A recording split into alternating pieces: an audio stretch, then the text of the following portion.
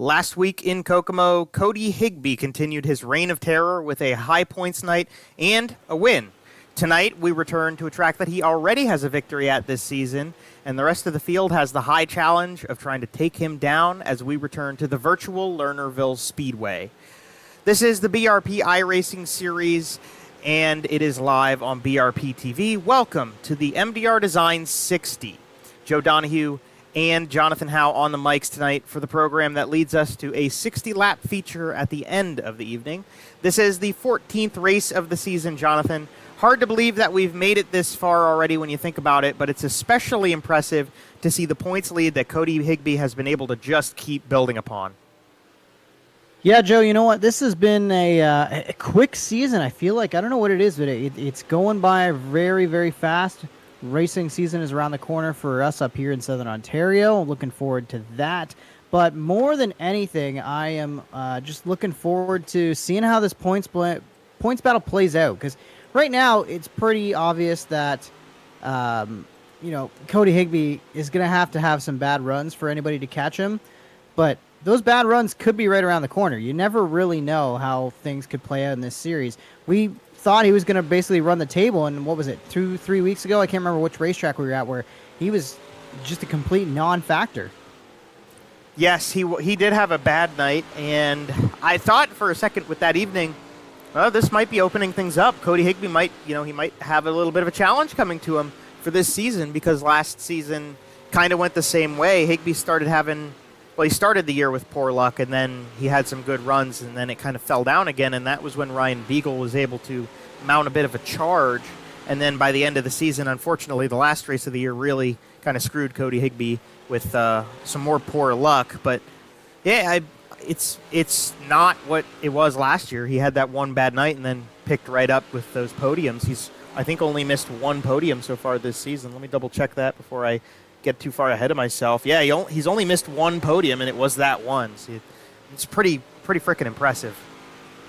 Yeah, it really has been an impressive year from that driver. I mean, and it sucks too, because we've had a lot of drivers put together some really impressive runs throughout the year, but nobody has done it to the level and to the consistency that Cody Higbie has. So what are you supposed to do? What else is there to do?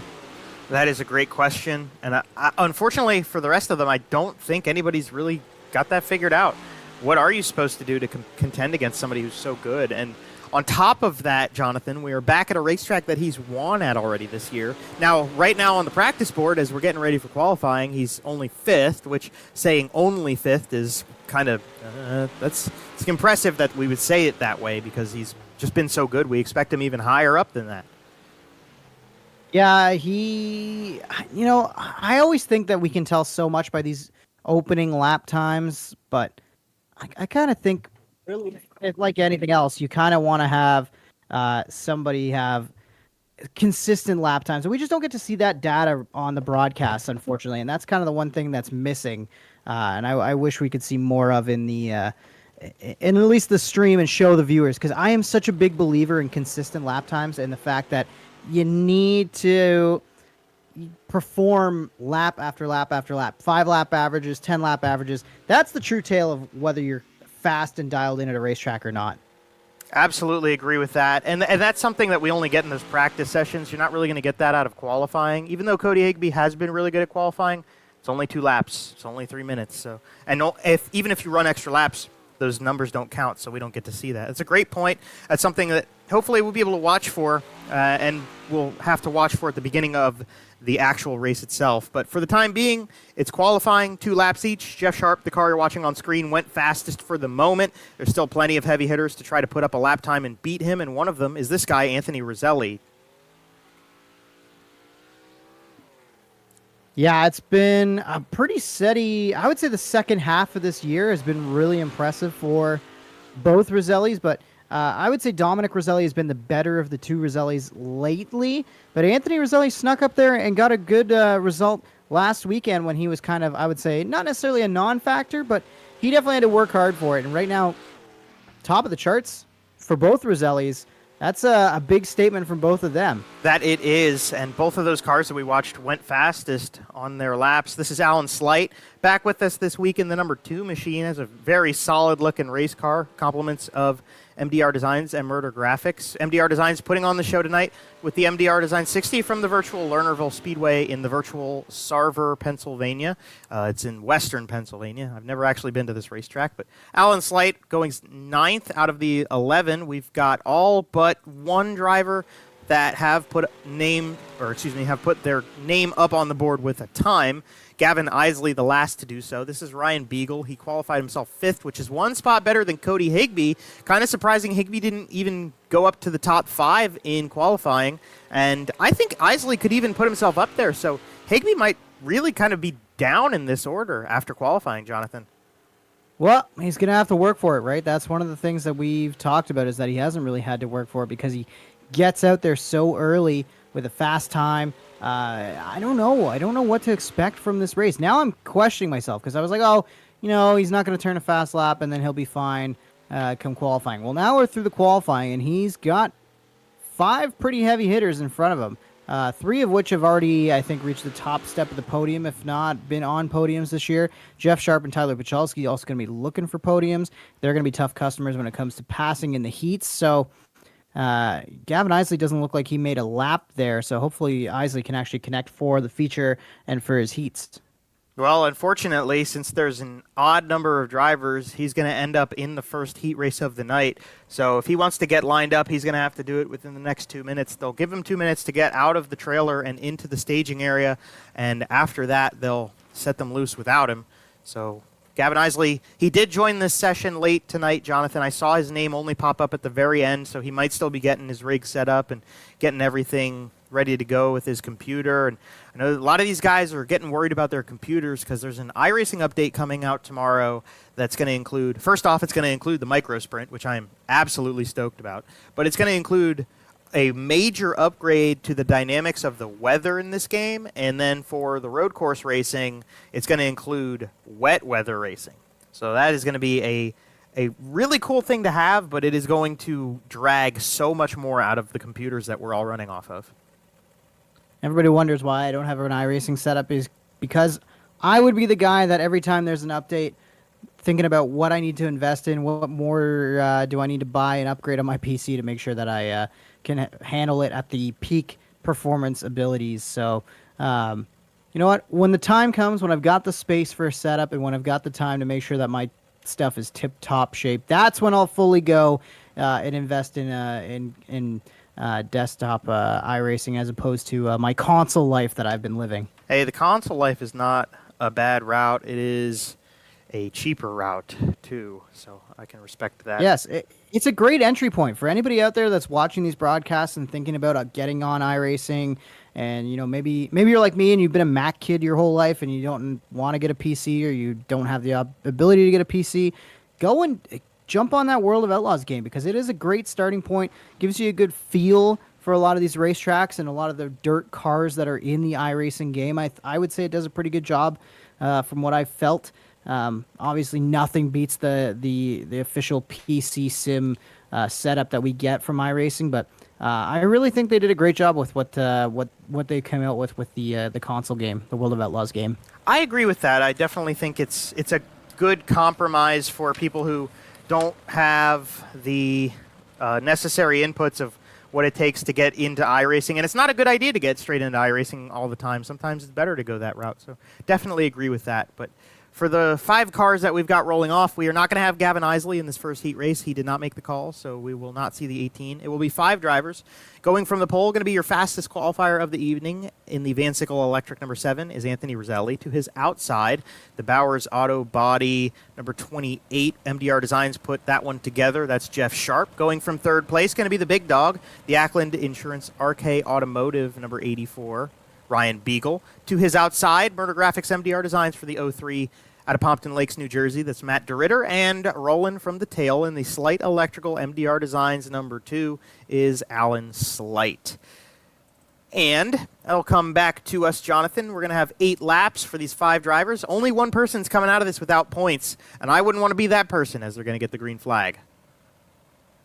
No, you want to make sure that you maximize this opportunity, and there is a great opportunity for somebody that hasn't had a win yet, I don't believe, in the heats this year, and Jeff Sharp on the outside in that 28 gets a great launch, but Roselli drives through on the bottom side, and he'll go to the top spot, and followed by the big dog, Ryan Beagle, coming through on the bottom side in that 84 machine, starting to thin out, at the front as we get single file, but towards the back, still Al Slate trying to move forward on the bottom side. Got a little battle here going on between Alan Slight and Jeff Sharp. Matt DeRitter, he fell back a little bit here, so Matt's actually the one outside looking in right now.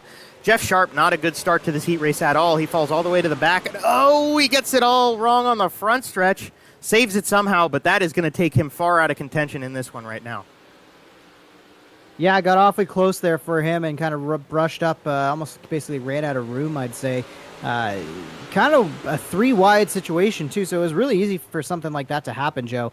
Good battle here. We're also a little more contact between Matt DeRitter and Al Slate. Slate and DeRitter battling over the third spot. Everybody chasing Anthony Roselli up at the front. Oh, it brought Jeff Sharp back into the picture.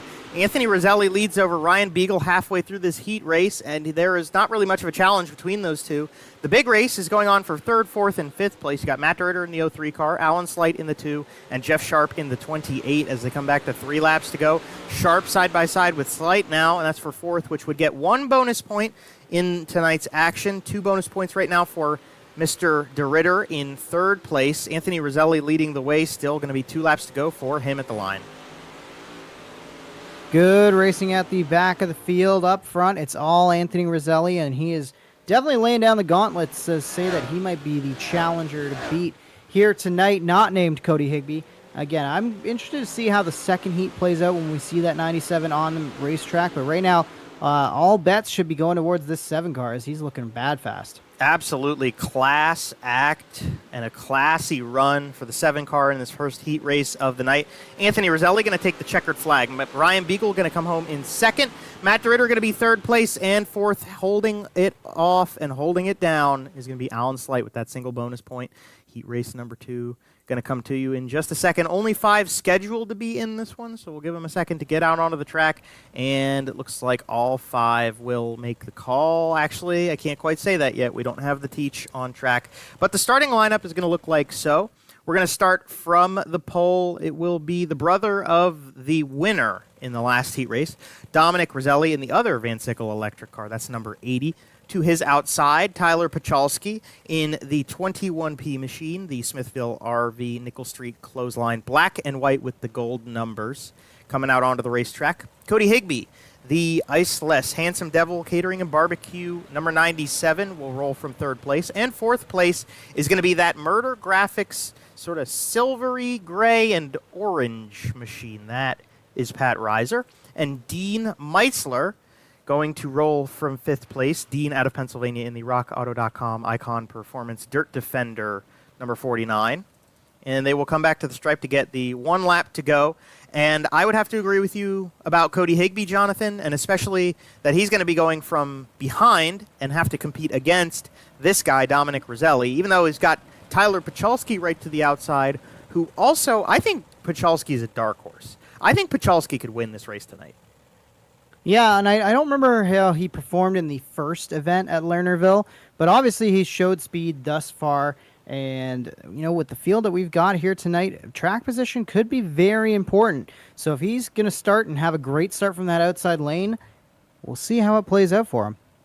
We'll have to see how that goes for him. Anthony Roselli, that was only his 4th heat race win of the year. Dominic Roselli going from pole, trying to make his 6th. We'll see if it happens. Green flag is out. Tyler Pachalski hustles him into turn number 1. Cody Higbie's right there too, but Pachalski's not going to let him through that easy. And Tyler's going to hold 2nd as Dominic Roselli's going to commit to the inside line.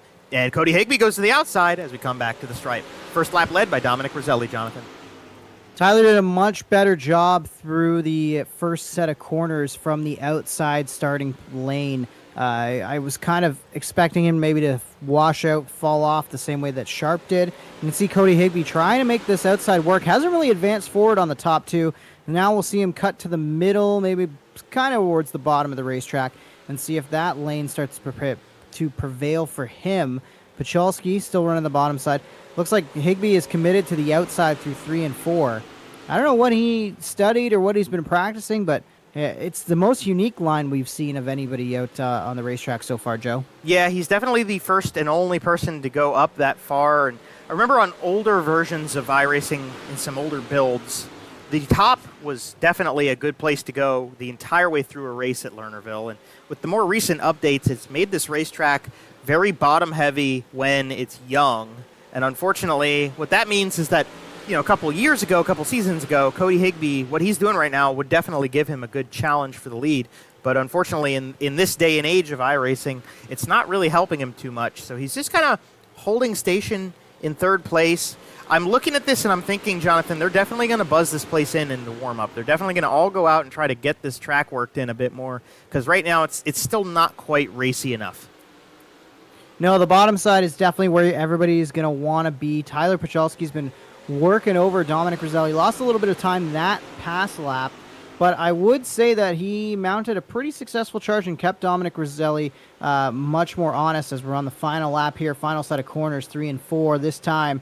And Roselli's not going to miss the bottom side. He will win it over Pachalski. Cody Higbie brings it home in third, and then fourth goes to Pat Reiser. Not bad. Nice and clean cut. Easy going for our 2 heat races this evening. And that sets the field of 11 drivers. The warm-up session starting now. There's going to be 5 minutes for these guys to work in the track a little bit, work on their last steps of getting prepared to be a part of this race tonight. This race being the MDR Designs 60, Jonathan. And when we talk about MDR Designs, we got to talk about Matt DeRitter, Murder Graphics as well under that umbrella for him. But MDR Designs, they do a lot of really great work for this series, this BRPtv show, the stuff you see on the screen. All of these tickers, this ticker right here, this ticker right here, the results, all of that stuff, the onboard stuff right here, all of that is the work of MDR Designs. It's great product. Matt puts a lot of effort and pride into what he does, and I could speak very highly about it, unbiased, let alone biased, because MDR Designs really is legitimate good stuff. Yeah, you know what? Everything about this broadcast, when I signed up, I'm not really contributing much other than my call here. I'm just watching the stream, but every time I go back and watch the broadcast, it just looks so sharp. It looks so professional, and that's all due to Joe, yourself, and all the keys and everything that you're hitting behind the scenes, and what Matt has designed here and what he's laid out. I mean, and he's capable of doing so much more. I've talked to Matt about doing branding for the Southern Ontario Dirt Show. I've talked to Matt about doing branding with bands, and some of the logo ideas that he sent me over time have been so cool. And definitely I recommend Murder Graphics and MDR Designs for whatever your project are, whether it be in iRacing or beyond. Matt can take care of you, so we appreciate his support of the series and everything he does to make this thing look cool.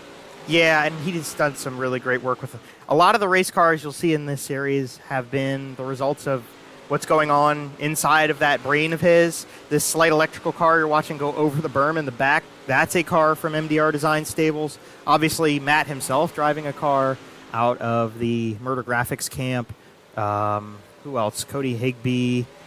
I know he brought that one over. I know that he was part of this car, which actually, I say this car and it's not on the racetrack, but Jeff Sharp, Tyler Pachalski, Corby Daniels, Liam Daniels' car, Pat Reiser right here, that car, Travis Cunningham. I mean, there's just a lot of them.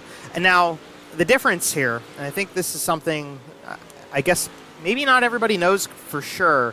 We kind of talk about it now and again on these broadcasts, the difference between MDR Designs and Murder Graphics. So that's Matt DeRitter. MDR Designs is sort of on the professional side. It is the business, it's the marketing, it's the professional world. And Murder Graphics tailors more specifically to the racing scene. It's more like these paints you see these cars running. It's the numbers on the side. It's the gradients on the cars and the spec maps.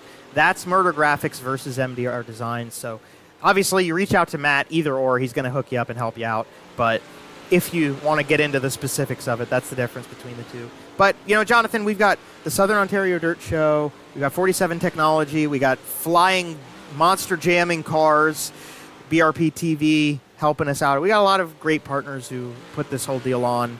And I know we got to give you some thanks, too, for being part of the Southern Ontario Dirt Show side of things as well. Yeah, you know what?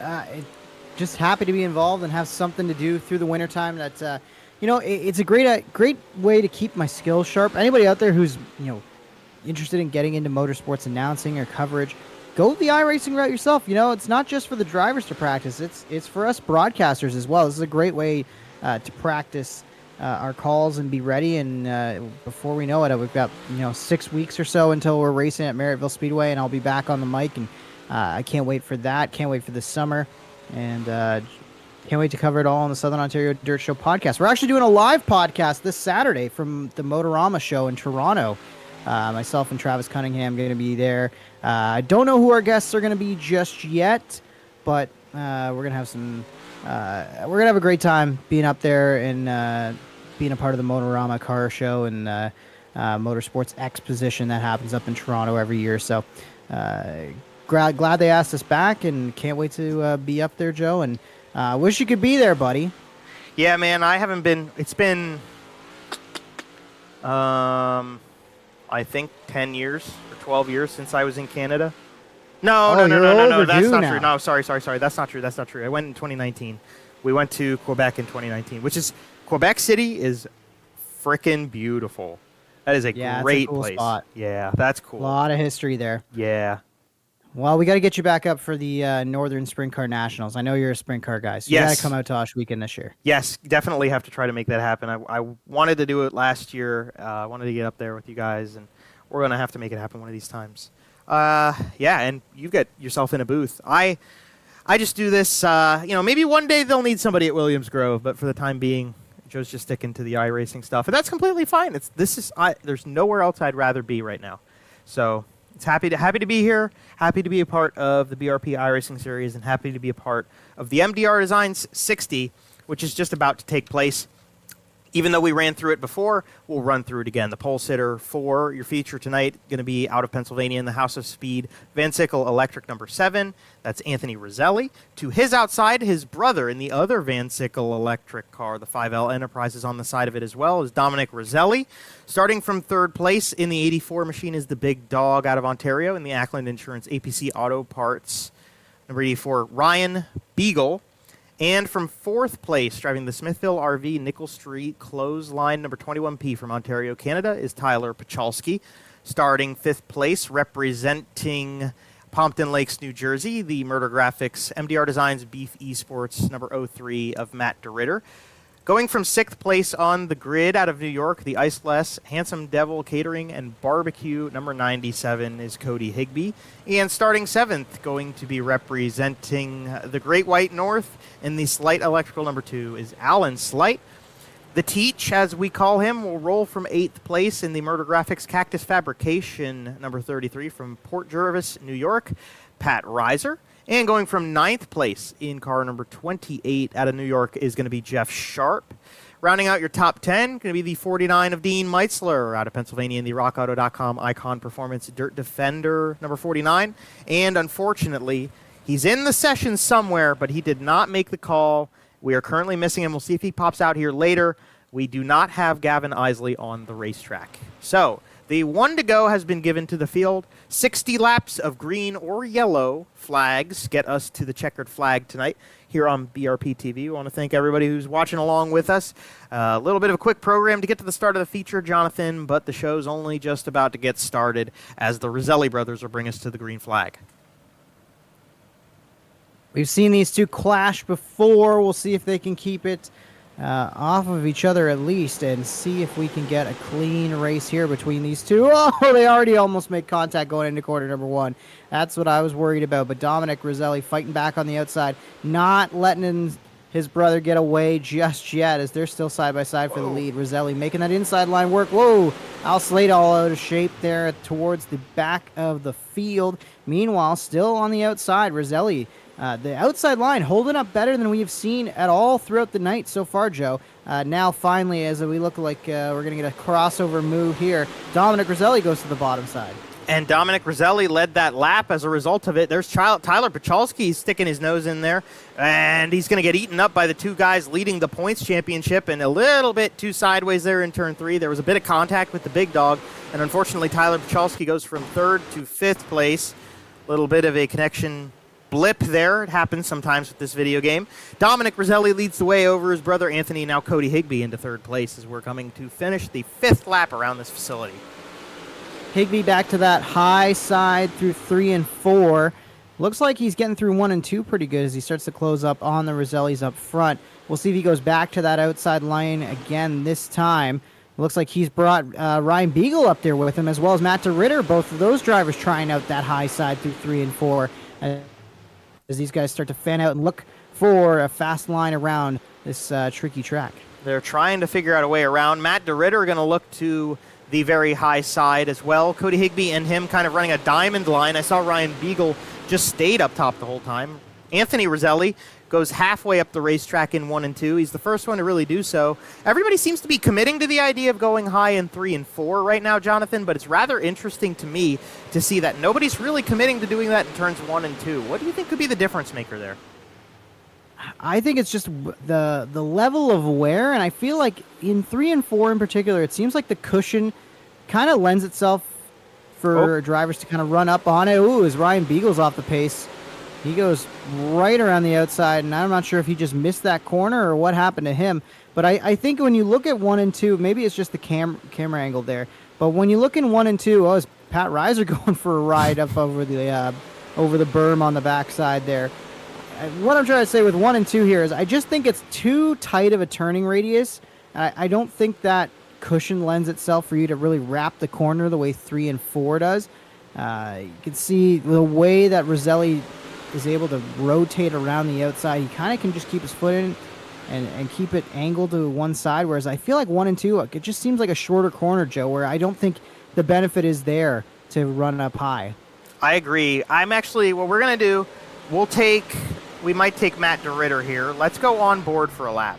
So you're going to see the radius of turn 1, and this is the radius of turn 2.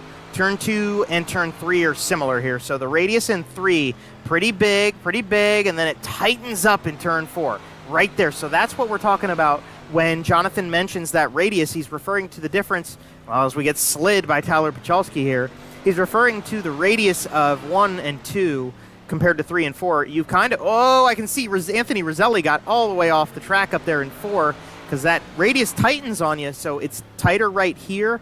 You can't rifle around the outside quite the same between these two sets of corners. And what that means is nobody really pushed up to the top side as fast in 1 and 2 because 3 and 4 was where you get woed down, you slow up a little bit, and then you have the opportunity to get a really good run through 4 because you've already slowed down in 3, if that kind of made sense. We're a quarter of the way into the race. I would say out of 4, you can point the car better, right, Joe? Like right here is where you can really just point it straight. Even though there's still a little bit of corner left, you can kind of just let the car do its thing and go straight and get almost like an extended run down the front stretch. Absolutely agree with that. And that's like we've said, I mean, that's why turns 3 and 4, everybody's starting to slowly migrate up to the top. And that's why we've got all of this unused dirt that now Anthony Roselli has to slide through in 1 and 2. It will keep going up. I mean, we're only a quarter of the way into this race. We've got plenty of time for that to happen. Oh, no. Not Anthony. Yep, Anthony Roselli goes over the berm and back onto track. He's going to fall to 6th place as a result of that one. Man, we might see attrition come into this. Not necessarily being out of the race, Jonathan, but just staying on the racetrack. Yeah, it's definitely been tricky for these guys, right? Like when you get up there, it's so easy to just dip a tire over, and if you dip one tire over, it's really easy to get the car upset. Then you have to make a correction, and before you know it, you're over on the other side of the ditch, right? So definitely proving to be a bit of a tricky track right now. Not for our leader, Dominic Roselli, as he's got Cody Higbie pounding dirt, I guess, behind, I should say. Trying to track him down, but hasn't really been able to eat into the lead all that much. No, he really has not. He's just kind of sitting right there, and that's dangerous. Don't get me wrong. Cody Higbie lurking is dangerous, but I'm almost kind of surprised to see him kind of sitting where he is. we'll check back on Ryan Beagle because he was definitely a part of this picture. He's one of the bigger names in the points championship, and he's still sitting in 9th place. So that he's really hasn't been able to recover yet from that whole debacle. And what's actually starting to happen in the points championship is we've got Dominic Roselli and Gavin Isley. I mean, Dominic Roselli and Gavin Isley are only separated by 1 point, and they're actually gaining on Beagle quicker than Beagle is gaining on Higbie in that championship. So instead of fighting to try to get into first, he might lose second in that title. It's kind of strange how this is playing out. Like, it almost feels like Formula One in a way where, Max Verstappen runs away with a title, but then you have this amazing championship battle that shapes up behind the leader. And every time I think, Beagle's got it locked up, or maybe Dominic Roselli's going to be, they all just kind of switch back and forth about who's going to have the better run. Anthony Roselli obviously did not need to slip up the way he has and drop back the way he has. But I want to give a shout out here to Dean Meitzler. Doing a great job running in P4 right now in this 49 car. You can see him on the screen. He's doing everything he needs to do to make sure that his car stays up in the top 5. He's holding off Tyler Pachelski, holding off Anthony Roselli. Hasn't really been able to chase down Matt DeRitter yet. But another guy who needed a good run was Matt DeRitter. So this is 2 guys who needed a good run as the caution is out on the racetrack now. I think this is going to be Ryan Beagle. We're going to have to catch a replay on this one, but we got our first yellow of the evening right at the crisp side, almost halfway into it. Let's play it back and see what happens. I believe it's going to be the same situation as why he ended up back there in the first place. Ryan Beagle just over the berm in turn number 3. Let's hit this button one more time. Let's go see how this kind of comes together, Jonathan, but I'm expecting this to kind of be a one-man deal. Yeah, you know what? You can see Jeff Sharp's in front of him. Maybe that affects how he wants to charge this corner, but it doesn't look like Sharp's really moving up all that much. Slate's right there in front of him. And maybe just misjudged it based on he having that 2 car in front of him there from Al Slate. But either way, rare mistake from the big dog, and he ends up over the berm and into the barrier there, just below the Y108 sign, which is funny because we have a Y108 in Southern Ontario too, but they are not a country station. Oh, crazy, isn't that? And Terry Bowser Excavating too, right there.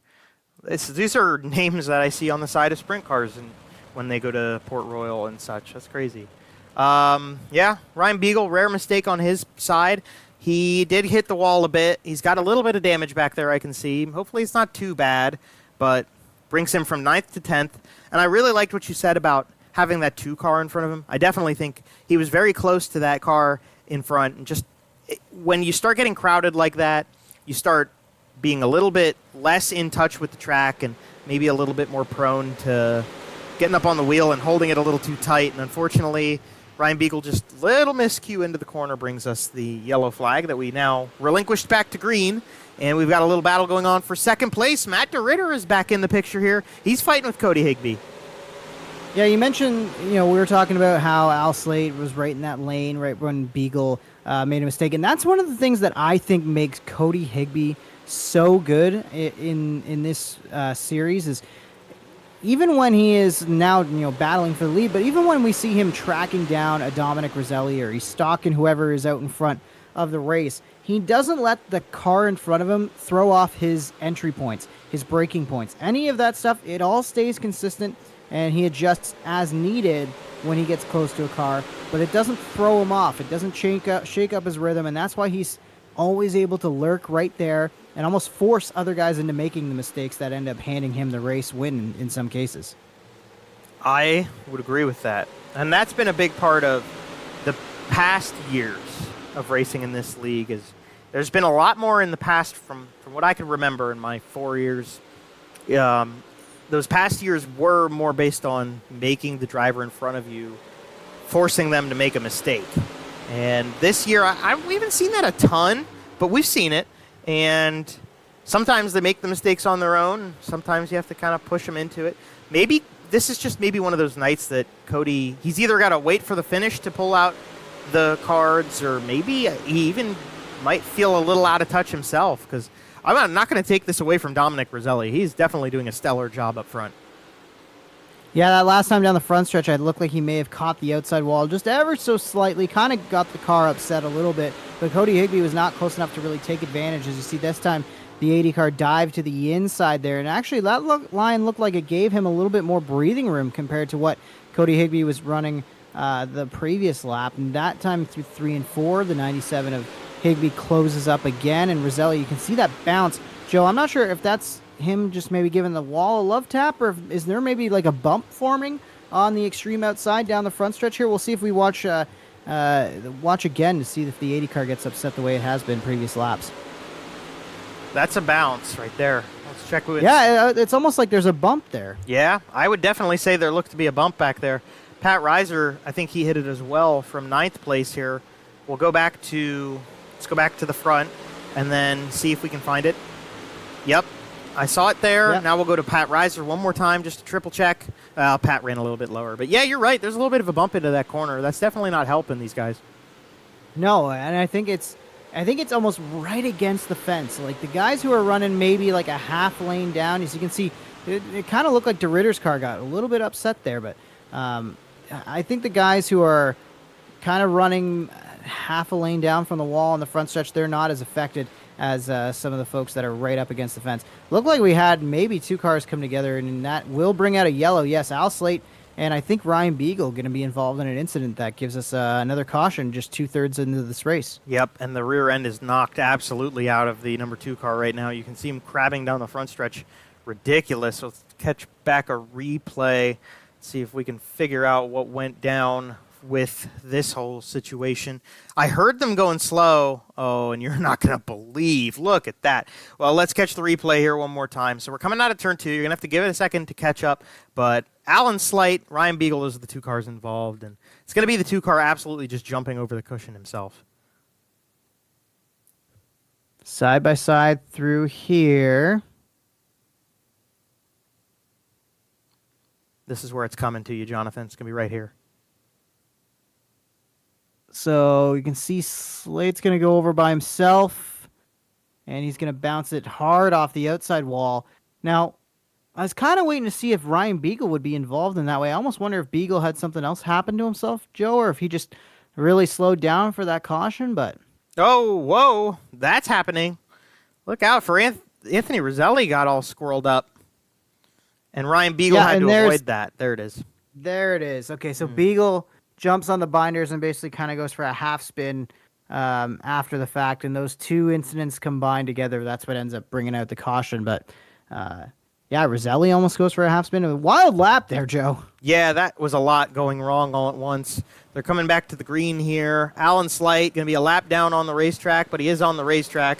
Back to green, and a absolutely stellar restart from the 80 car as he controls the way as we keep rolling here. 15 laps left in this race, Jonathan. Not too much time left. No, I would think if you're Cody Higbie, I think you want to make the move relatively quick after this restart. I don't think you want to wait. You know, we talked about, can he, caution really quickly after this, after that restart there. But I guess I'll re-rack my comments here, Joe, and say that this next restart, Cody Higbie, I think, should want to jump on Dominic Roselli. But we'll see what happens here. Is it Jeff Sharp that's going to be involved here? I'm wondering if it's Sharp or if it's Anthony Roselli. We are just all stopped on the racetrack. Oh, I just wanted to check what that was. Looks like that was just everybody waiting for the pace truck to come around. I'm going to bank on Nah, I can't bank on Roselli. Why don't we bank on Sharp here? This might be a step too far. Yeah, here it is. All right. So this is going to be off the restart, and what this probably is this is probably the guys who are kind of race controlling this event, Matt DeRitter and Pat Reiser, probably look at this, what we're about to see, and decide it's too wonky of a restart. It's not together enough, and then they called it back, and they'll just try again. But it's just Roselli giving way too much chrome horn to the 28 car off the restart, and Jeff Sharp ends up facing the inside wall.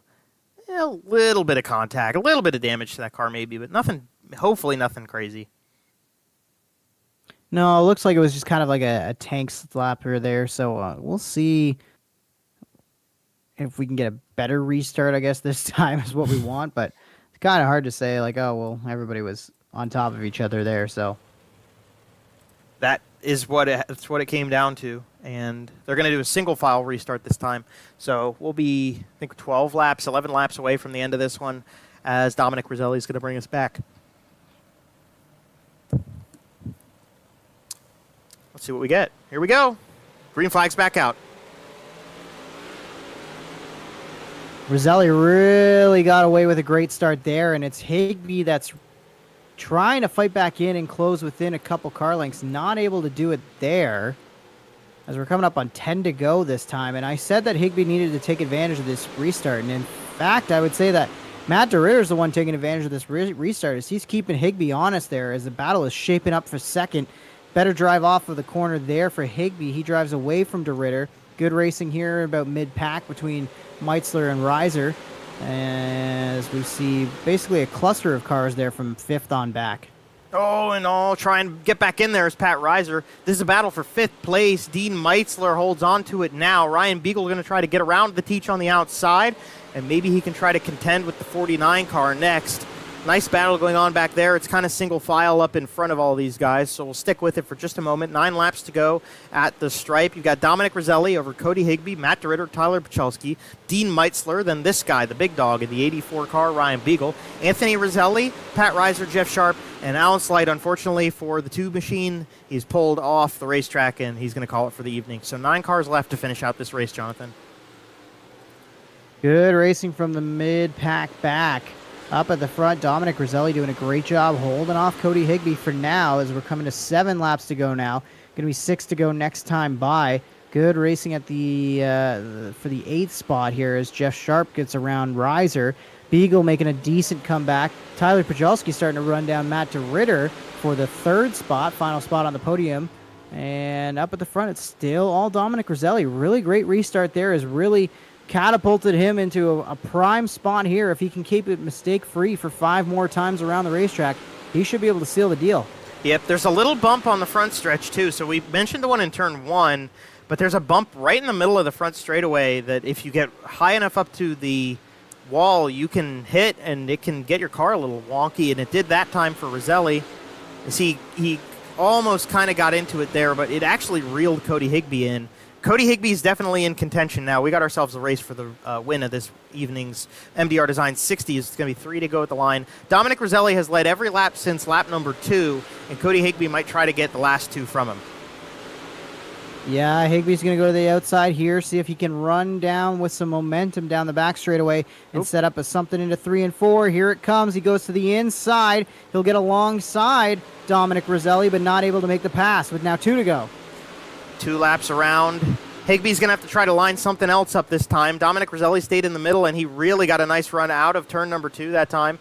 He hits the outside line. We saw it the last time through here. That's just the more dominant way to get around. White flag is out for D. Rose as he's going to go into the inside. Higbee's going to look to the outside. Jonathan, he's got one more chance. What is he going to do? Down the back straightaway and right to the back bumper goes the 97. Great blocking there from the 80 car. A door is open down low, but Higbee's not going to get there. Dominic Roselli gets the win over Cody Higbie, and Matt DeRitter will bring it home 3rd on sponsor night for him in the 03 MDR Designs ride in the MDR Designs 60. So, you know what? I got to give a call to Dominic Roselli, though, Joe. He really put on a masterclass in blocking and in running a consistent, clean line all around this racetrack. Definitely. He definitely put some practice into this one tonight, I believe. That 80 car. And you know what? Look at him. He's happy about this one. He's fired up. Great stuff. Well-deserved for him, too, to do a little bit of a burnout, little celebration going on here on the front straightaway. Get it turned around, Dominic. You got to get it in victory lane somehow. And well-deserving as he pulls in to park it under the Lernerville victory lane sign. How about that for Dominic Roselli? Excellent run to get himself his 2nd win of the season. Great stuff from the 80 car. And we'll get to talk to him in just a moment, Jonathan. We'll give him a quick second to pop over and into the Discord and get them out of the race cars. And we'll see if we can grab a hold of these guys. I see Cody and I see Matt. Try to see if our race winner is in here. Oh, there he is. All right, Jonathan, you ready, sir? We'll get talking to our race winner if you're ready. Yeah, let's bring him up here into the booth and chat with the winner tonight, Dominic Roselli. How is it going, my friend? What's going on, guys? Good. Congratulations on the big win. Great job holding off the 97. Talk to us about what was a dominant performance around Lernerville. I don't know. Dominant's a big word for that. I had Cody all over me all race long, and he was kind of in the same boat I was. Just really did not know where to be, where to run, where the line changed. It was a little interesting for the two of us up front there. So I got to ask, this is one of, I think this is the second time we've been through Lernerville now. Did you feel that the track was any different from earlier in the season? Yeah, there's a lot more bottom dominant. Like I kind of used it the first time we were there, but I think it was just because everybody was so jammed up with there being a few more cars the first time we were here. But yeah, the line kind of moved around more, I thought, this time around. Well, it was a great performance. You led 59 of the 60 laps. You started second, finished first. Who do you got to thank for what was an epic performance tonight? As always, just got to thank you guys for putting this on. Dean or Corby and Matt for doing this whole deal. Everybody for racing clean for the most part. You know, everybody gets into each other every once in a while, but it's always fun. Everybody on the side of the car, you know. It's just fun. Like I said, it's always fun to come out here on a Monday night. It's always something to look forward to, and it's a good way to keep this winter going by. Absolutely. Well, congratulations. Enjoy this one. And there he is, Dominic Roselli, with a big night here at Lernerville. Excellent stuff from Dominic, and he's been a class act in this field for a good couple weeks now. He kind of came into form after a little bit of time, and he's one of the few that can contend with this guy. And at the end of it, Cody Higbie, second place is none too shabby. You showed that you were a contender this evening. You just couldn't quite get that pass in at the end. Yeah, definitely. I started off the race really good. I started sixth, got a really good start, got right into third, and then raced with Anthony and Dami there for, a majority. Anthony ended up going off the track, so that sucks. But Dami was really good, and I really found something at the end there, and I felt like I was definitely faster, but just ran out of laps. I didn't even realize the race was over. My spotter there told me white flag already. I was like, wow, that went quick. It did go quick, and I think compared to the amount of time that we're maybe used to seeing guys up on the top side of the racetrack, that might have been a part of it, because you guys really, you were the first one to start really searching up to the top, but even that took a little bit of while. Talk to me about how long it took and if that kind of felt a little off to you or if that influenced your race anyway. Yeah, I knew at the end of the practice session there, the top was starting to come in. The bottom was starting to get a little too dry, and the middle was kind of like dirty, crummy, so I figured that lane would come in, and it was there right away. So, right off the start, I just kind of ran those crumbs through the middle, and then 3 and 4, I opened up my entry and ran the top. Pretty much the whole race, I stuck with the top in 3 and 4. Besides that last lap, I went to the bottom to try to see if, Dami was running the top the whole time. So I figured, maybe he'd go to the top again, and I could try to slide him, but he kind of blocked the lane off. Well, talk to me about this race, and I mean, it's just another one for you in the books where you have just a fantastic night and a really great run to the finish, really great points-paying night, which is important for that championship. But Cody, it's a second place, and you've actually now got more, believe it or not, you've got more second places than wins this season.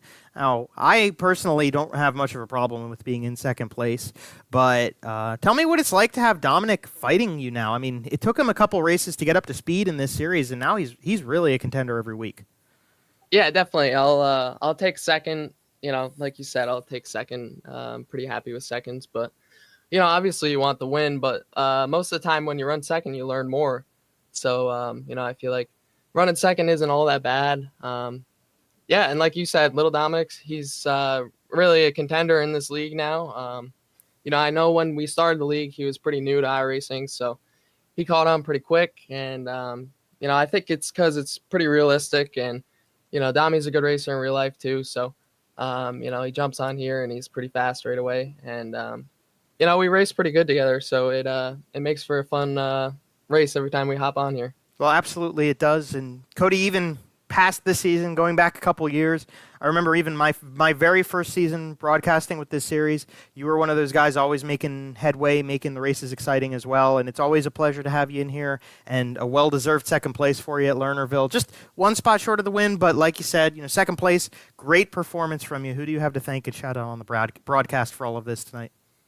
Yeah, as always, I want to thank you guys. I say it every week, and this is an awesome thing to do during the winter. It really keeps you sharp for the season coming up. So, yeah, and I really enjoy iRacing on here. Lernerville is not my strongest track. It's pretty stressful for anyone that knows, running the top here. It gets pretty tricky. It's really technical. So, I enjoy it, and I really do think it makes you better for the upcoming season. Absolutely. Well, congratulations, Cody, and hopefully you talk about that technical. Hopefully you pull out the micro sprint they're bringing out onto this platform this week and can try that out a little bit too. Maybe it'll even boat into the modified. Who knows? Yeah, definitely. I'm going to have to check those out. Absolutely. Well, congratulations, and that is going to be our second place finisher tonight, Cody Higbie. And Jonathan, that leaves us with one more interview to do off of the podium, and it is going to be none other than the driver of the 03. I'll hand you off, my friend. Hey, Matt Ritter, how's it going, my friend? Not too bad. How you boys doing? Not too bad. Welcome to the podium, brother, and congratulations on a great run here at Lernerville. I wanted to ask you about this racetrack. We saw multiple different crews, multiple different lines, everybody trying pretty much everywhere. What ended up working for you? Yeah, it was pretty much all over the place. Just I missed it in qualifying. Figured guys would probably run the bottom.